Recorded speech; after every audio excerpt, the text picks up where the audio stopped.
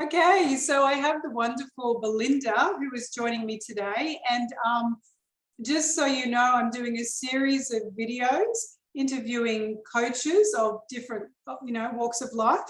And today I'm interviewing Belinda. So this is just going to be a natural conversation. And I'm going to be sharing, what makes her tick, what actually, works for her. And we're going to go along with the theme of, getting more into the soul, because I'm all about the soul, heart and soul. So welcome, Belinda.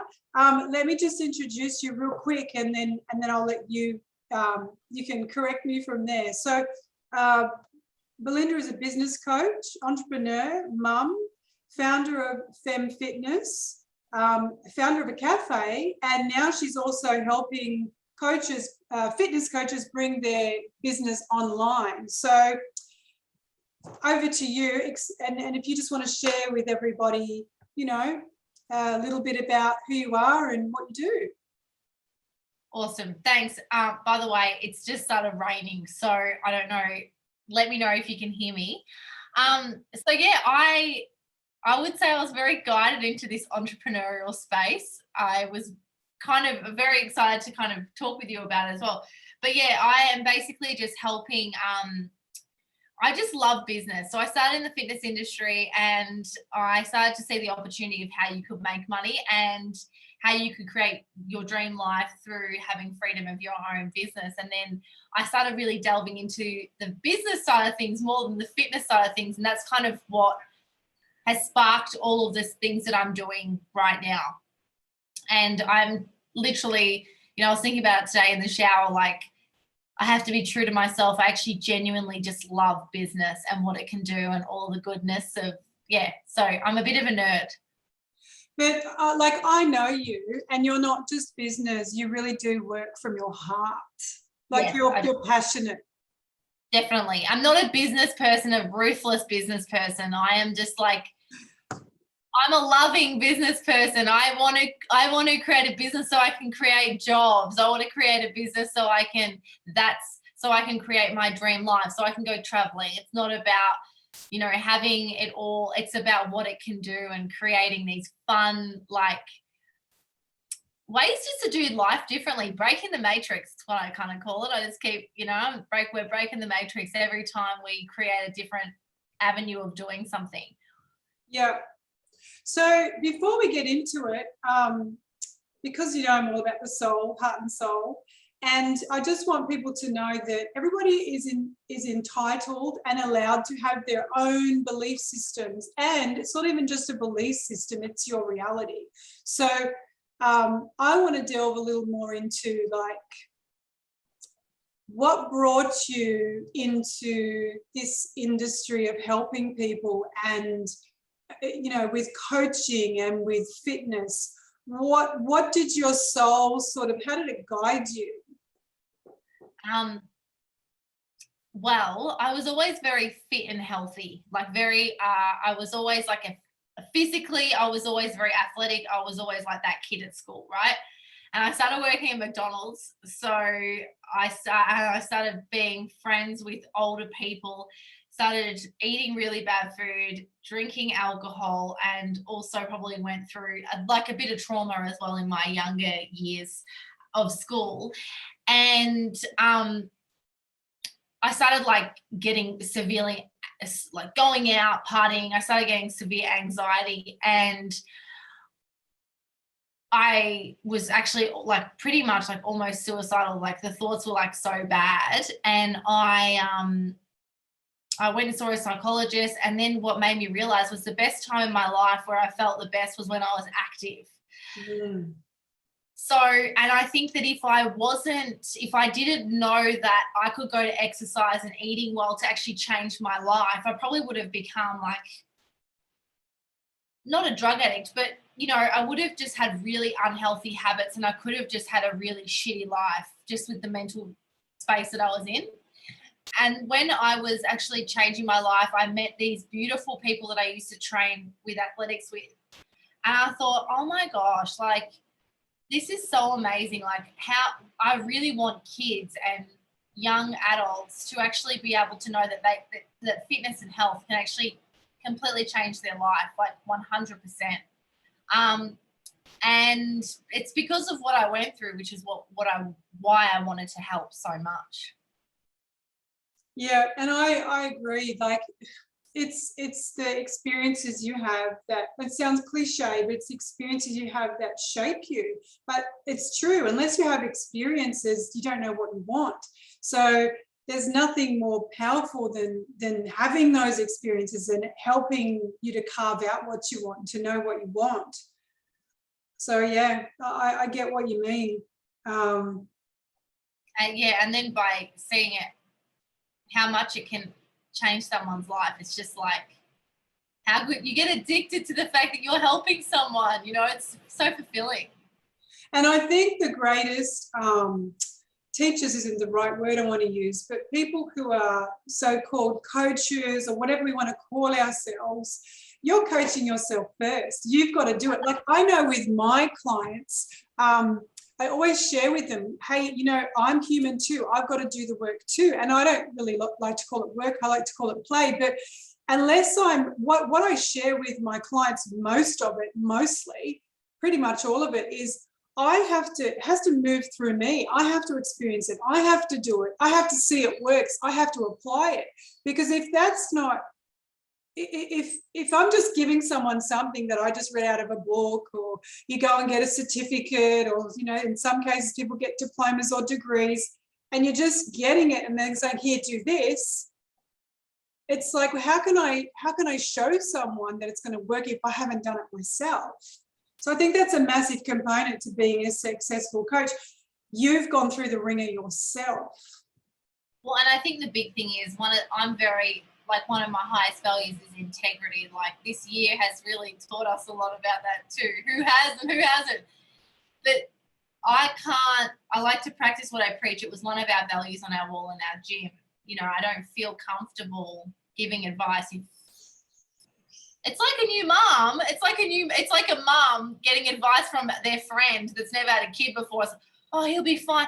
Oh, if it doesn't, force them to take a bottle. And it's like, just little things like that they have no idea about until then all of a sudden you become a mum. If you were that person, go, oh shit, what was I even doing? That's right. So I want to jump straight over to just tell us a little bit about, was your cafe that you found, was that before you found your gym, or which one came first? The gym came first.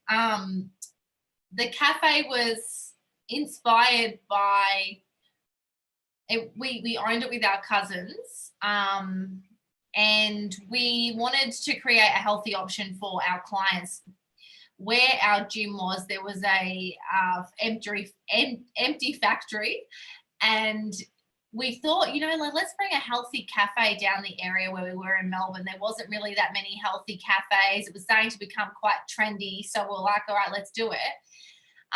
So that's what happened. But we also put the cafe in there to stop a competitor from moving in next door pretty much. So it was a double whammy. And so tell me a little bit about the gym, because I know you've spoken about it before. Like, how did you find your gym? How long did you have it for? What was really successful, do you think, in your gym that how did you make it a success? So it's what I teach my business clients as well, is that you need to know who your customer is, right? So over the years, I was working as a fitness. I started working and selling memberships, and I started noticing all these people signing up and never turning up. Then I started working as a personal trainer. My clients would only turn up when they had the accountability of me as their coach. Then they'd never go to the gym. So I was like, all right, well, how am I going to create a business that's going to allow people to come multiple times a week and know that they're accountable to a coach, me or one of their trainers, and not pay, like, say, $100 to $200 a week, going multiple times a week. So I started really understanding what my clients needed. So it was a female-only transformation center. We helped them with their food, with their mindset and obviously their training. And we created a community. It all started from me knowing how beautiful it was for me to have those like-minded people that I used to train with that helped my anxiety. So we did the same thing with creating this beautiful environment. These women could come in and we did lots of social things so that these women felt they belonged somewhere. And then I think through making them feel so incredibly listened to and heard that they just referred people. Like it was just like, I started the gym when I was 23 and I was making more money than I didn't even realize how much I was making until now, like, you know, until being a bit older and being like, oh my gosh, like, why didn't I save it better or whatever? But it wasn't about the money, you know, it was more about like, because I was following my passion, I wasn't looking at the money, I was looking at how I could help impact people's lives. And it was creating raving fan clients. So 2 things that I would say if anyone's in business that wants a little bit of a create raving fan clients. So give them an experience that they will literally go to their friends about and talk to them about, like, oh my gosh, have you heard of blah, blah, blah? Like she's amazing or whatever. And then the second thing is that constant and never ending improvement, like constantly always improving our systems, taking on the feedback and actually doing the best that we can for our people and our business. That was what I think made it so successful. So, and it's major care factor, constantly caring about how I can make it better and just the little details and making people feel like, I think it's that community, making them feel like you really do care, because you do. And mums and women in general, they put everyone before themselves. So for them to be felt like that someone's listening to their needs, because a lot of the time they're listening to their kids' needs, they're listening to their husband's needs, and they're doing everything for everyone else, but who actually listens to them? Maybe their girlfriends, but, you know, that actually genuinely cares. It's not about, that they don't feel they have anything to owe to that person, you know? Yeah. So I just want to dig a little deeper now into like when you did have your gym, and just if you can remember, like, what kind of outcomes did your clients achieve? Like, besides obviously just weight loss, but I just want to hear a little bit about what was your outcome for them? What did they achieve, most of them? Because you're not going to get everyone all the time, right? So I'll quickly give you a back step. So like I said, I had anxiety. I wanted to change I really just wanted to help the kids growing up, right? So I actually went into schools and I actually wanted to help. And I had a program. I had like 100 schools that I worked with over like 2 years. And we went and I had a couple of coaches and we did this after school program. And what I started to notice was that a lot of the parents picking the children up were unhealthy. And the ones that were depressed were the depressed parents, you know, like I could see their resemblance. So I thought, okay, I'm actually not able to help the kids by me helping them. I've got to help the mum. So I started working with mums, and then so my ultimate goal was to help the next generation of children have a healthier life. So to answer your question, with the ripple effects of a mother or a woman being healthy, it literally, there'd be wives, there'd be women that their husbands would have lost 15 kilos when they were losing weight. There were, makes me like, oh, I miss it.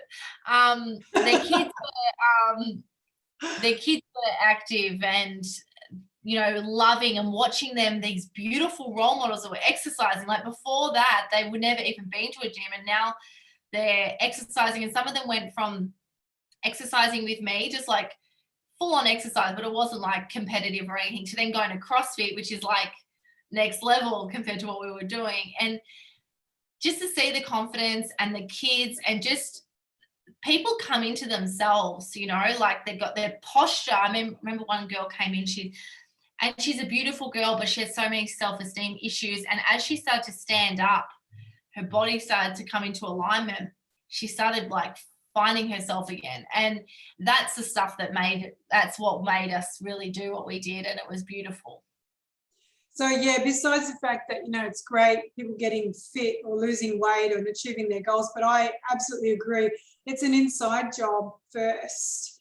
So even though sometimes we need to go and do fitness or whatever, that makes us feel better, but it starts affecting inside. So whether it happens from the inside out first or outside in, doesn't matter. It's always inside, because it's about confidence, like you said. And it's also like, we have the luxury of having warm weather, like literally most of the time. My gym was in Melbourne.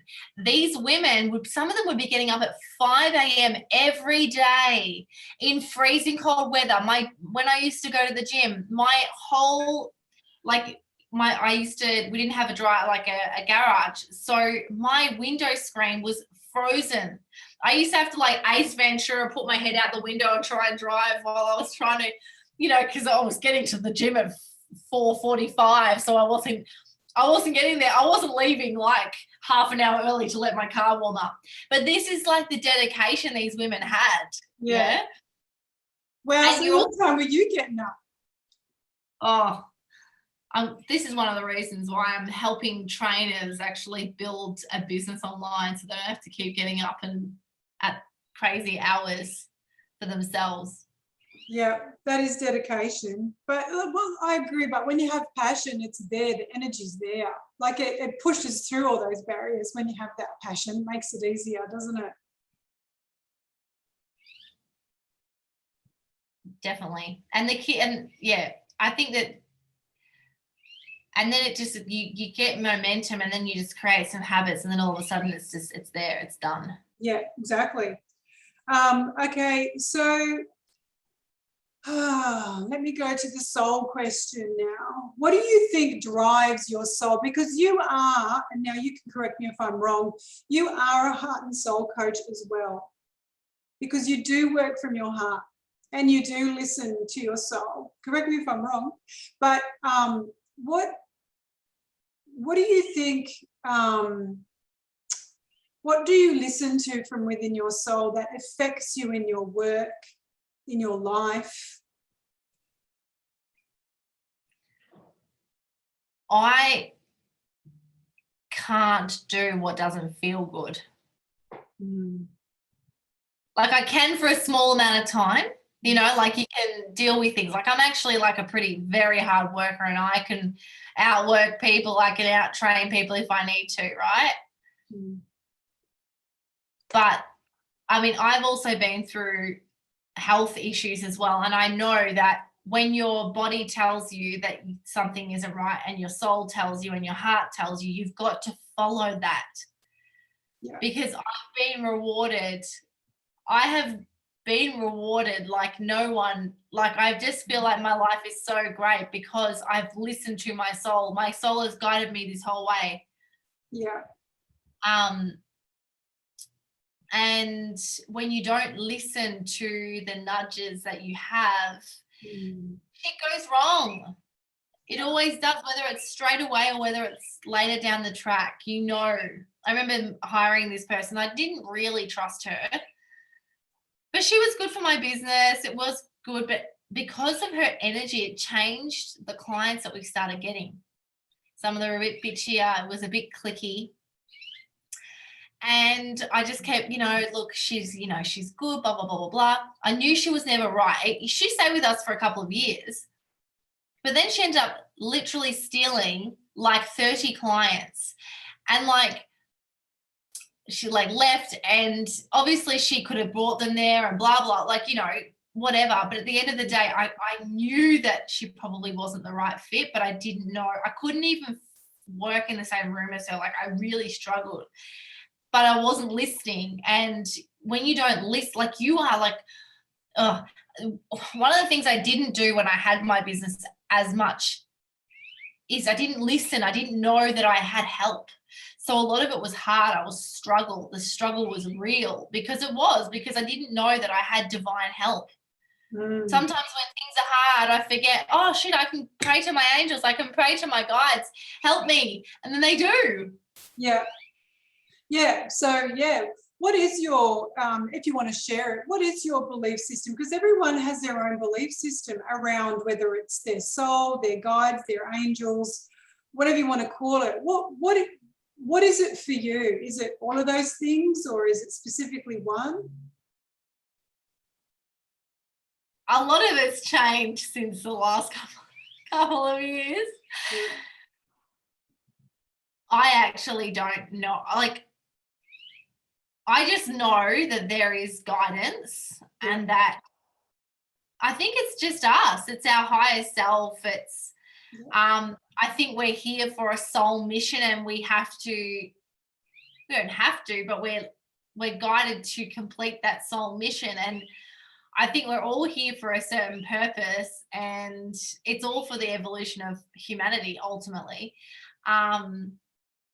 You know, I've even gone down the rabbit hole, and maybe we're guided by bloody extraterrestrial beings. Like, who knows? I mean, look, I'm so open now. Like, it's just completely like, I think being limited by a certain way, or, you know, religion or whatever. Like, I think if you connect with your heart and everything's from a heart space and a place of love, you cannot go wrong.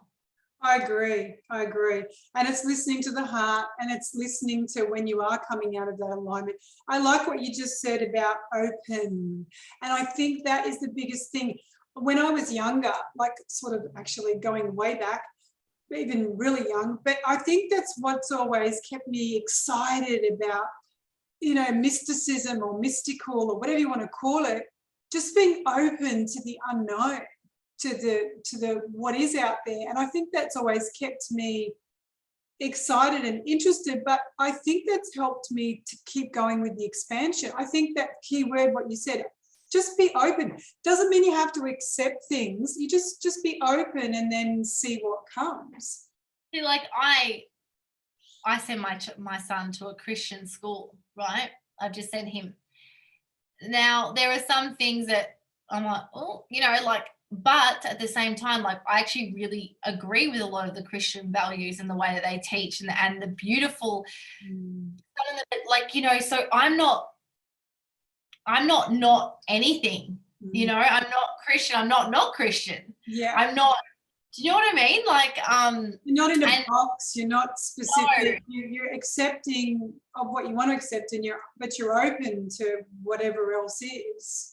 And I very much, one of the biggest things that I do is I have extreme ownership. So it's like, okay. Extreme what, sorry? Ownership. I own everything as much as I can. Okay, what could I have, not to a point where it like kills me, like self-esteem wise. It's like, well, what can I learn from that interaction? What was that triggering in me that I could learn from? You know, like little things like that, which also help you evolve too. I agree. Yeah.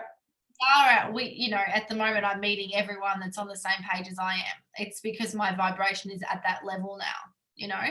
So I don't know. It's a weird question, but also a good one. So talking about your vibration, do you have any rituals or something you do daily that keeps you in alignment that you want to share? No. Probably, but oh no, I do actually. Sorry, that's wrong. Number one, I have 2 young children, so I find it hard to have like a morning routine or whatever.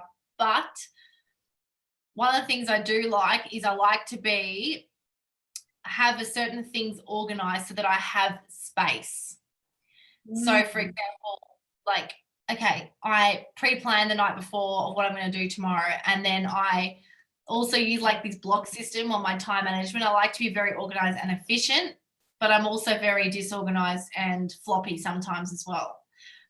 But when it comes to, like, I just don't like doing things the hard way. For example, I want life to be easy for me. Yeah. So I will, if I have a friend that I know lives down the road, hey, let's share. Let you pick up the kid and I'll pick up the kids the other day. Can you look after my child and I'll look after your child? Yeah. Like, make life easier instead of being alone and feeling hard.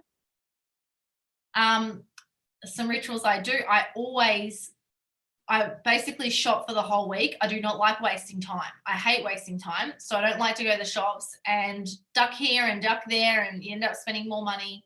Yeah. I get most of my shopping delivered. I find the easiest way to do everything.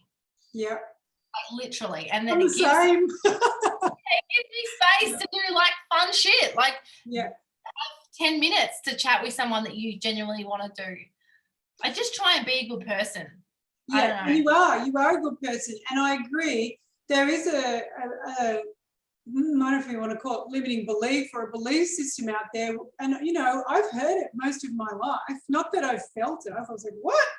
You know, just, you know, life is not meant to be easy and you must struggle to get where you want to go. And it's like, no, that's actually incorrect.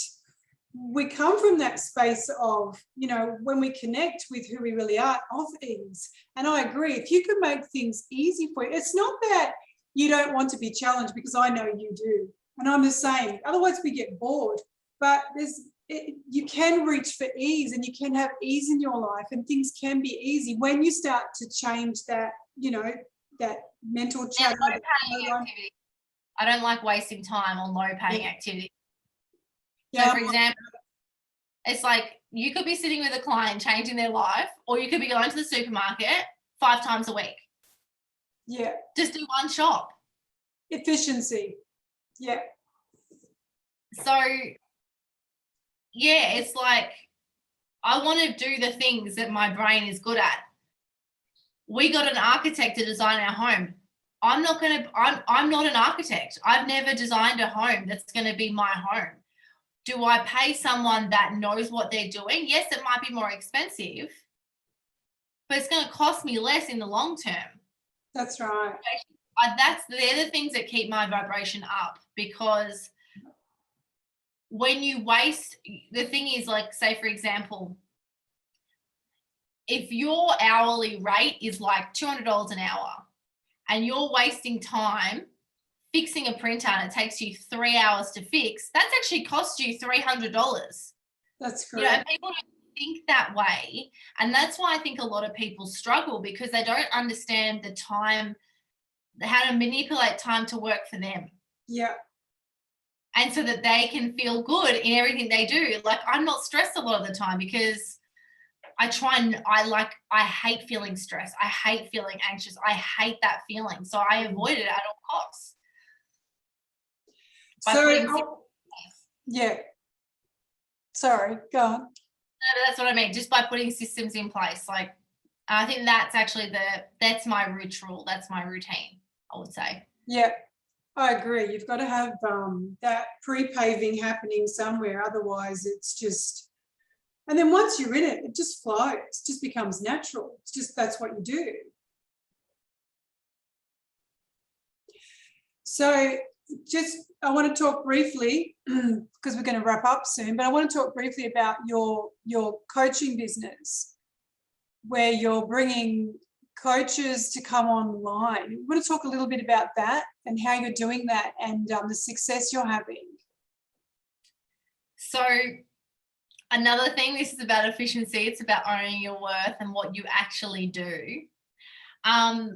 One of the things that I definitely know for sure is that life doesn't have to be hard, right? So I'm like, well, how can I leverage my skills, which is like right now, what we know is our currency. Like, we can turn that into gold. And most people don't realize that people actually want your help for certain things. Like, I know, for example, when I had my son Luca and I had 2 kids at home, I just sold my business. My son wasn't in childcare. I was like, how do I organize a home? Like, what the F with kids? And I ended up buying, this is just an example. I ended up buying a project management productivity course of this mother that has 8 kids and 2 businesses. And she sold her skill on how she does it. And people are willing to pay. Like, I paid like $200 for that, right? So what I'm trying to show people is that people are willing to pay for your services, because what you know they might need help with, right? So I am focusing more on health and fitness coaches to start with, because I can easily do that. It's what I've known for my whole career. But I do want to eventually help as many more people out of that industry, but I'm starting with that just so I can get my foot on the ground, basically, because I haven't worked for 2 years. But basically what I am doing is I am helping these coaches package up their program to get paid high ticket, high value. So instead of having to work 5, all these hours to get $10,000 a month, for example. They can work 10 hours a month and earn $10,000 a month. And it's just about packaging up and adding Yeah. value. So basically helping people understand who their client is, Yeah. and meet their needs and charge what the transformation really is worth. And just getting people to raise their prices, and bring in and let go of the fear of no one's going to pay me that. Yeah. Yeah. And once you do that and then set up the systems, your life can change forever.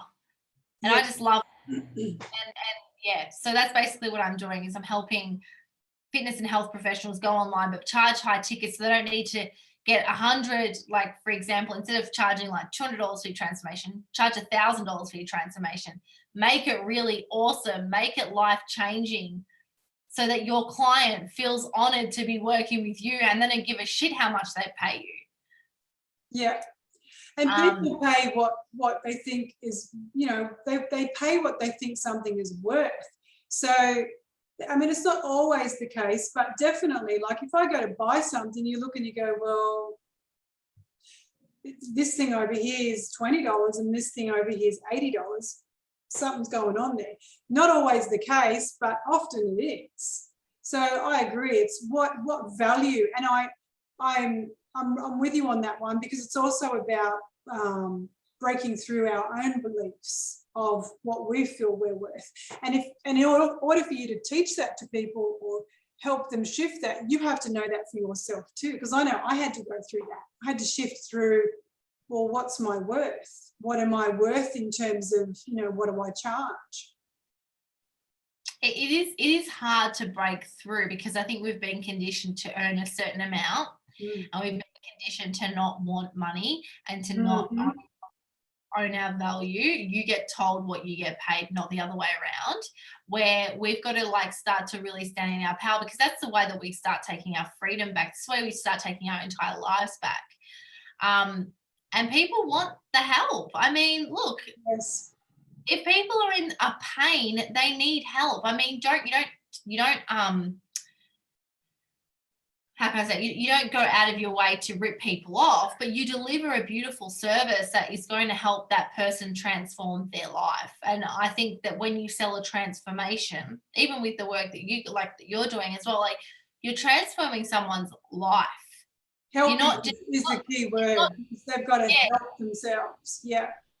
But with your knowledge, and also by raising your prices, you're also attracting the clients that you want to work with, in a sense, not like the ones that want a cheap thing. Like that, you can have a smaller price package for those people, but for the people that are really committed, you're going to actually love your work so much better. So that's basically what I'm doing. And I found too that, people, you get what you pay for, in terms of, even with clients. So the cheaper you are, the more they're sort of looking for a quick fix or just a little thing. But the people who are valuing what you do and do want to pay the money for what you do, you actually find that they do the work. They're the ones that come to you. Because unless they do the work with you, and it's not, we don't have this magic wand where we just go ding and it's done for you. We do it together. They have to take that accountability in their life. So I think that that they're the sort of people you attract more. They're willing to do the work as well. Definitely. And at the end of the day, there's nothing worse than training someone that doesn't want help. Oh yeah. It sucks your energy like there's nothing. And we also need to protect our energy, that we aren't doing this just to make money. Yeah. Yeah. Exactly. Yeah. Wonderful. So I love having this chat with you. So I'm going to, I'll pop in some links, that you send me some of your links, but where can people find you who are interested in working with you? Well, they can jump onto my Instagram, which is Belinda_Carusi. But yeah, I'll send you through some links.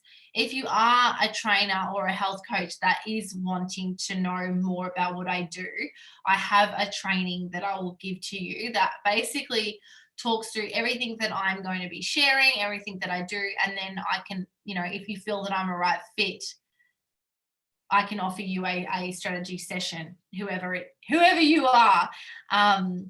But yeah, it's been lovely chatting. I've really loved. For me, I'm just excited to show. The thing is, business is a spiritual transformation. Mm.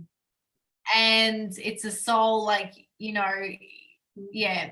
And what it can do for you if you're in alignment and you're following your purpose, it can change your life if you have the right strategies and tools. So, and the sky's the limit in terms of earning capacity as well, depending on how you structure things. So that's what I get excited about, because I just love, like, I've always loved transforming people's lives, and now, like, I just can't wait to do this. This is like deeper for me. This is like another level. Another level. It's not just physical. It's like this can, like, when you have access to more funds, your life, like, literally changes. And it's funny, like, people go, oh, I don't care about money. No, you need to change that story. Money is so amazing. It will literally change it. It can change anything. Yeah. Like, if you need to go to the dentist and you got holes in your teeth, but you can't afford to go, you're going to be struggling every time you eat, right?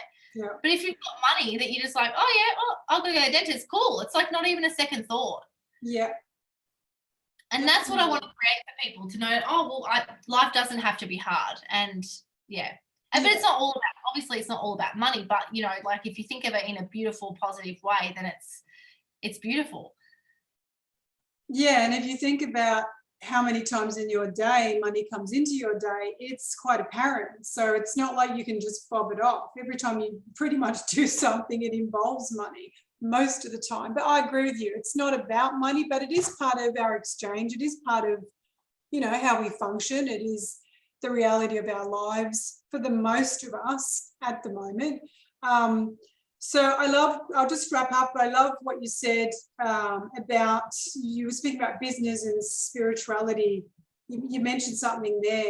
And I think it's important for people to know that it's not being one over here and then being business over here and being spiritual over here. They're the same. And when you can blend them and combine them, and you can live through your heart, or you can live through your spiritual desires, they do flow on into your business.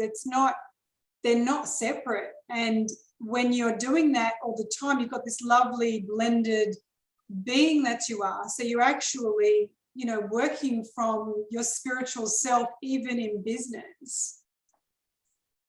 And the most successful business owners, the ones that have the light, like, they're all spiritual, I swear.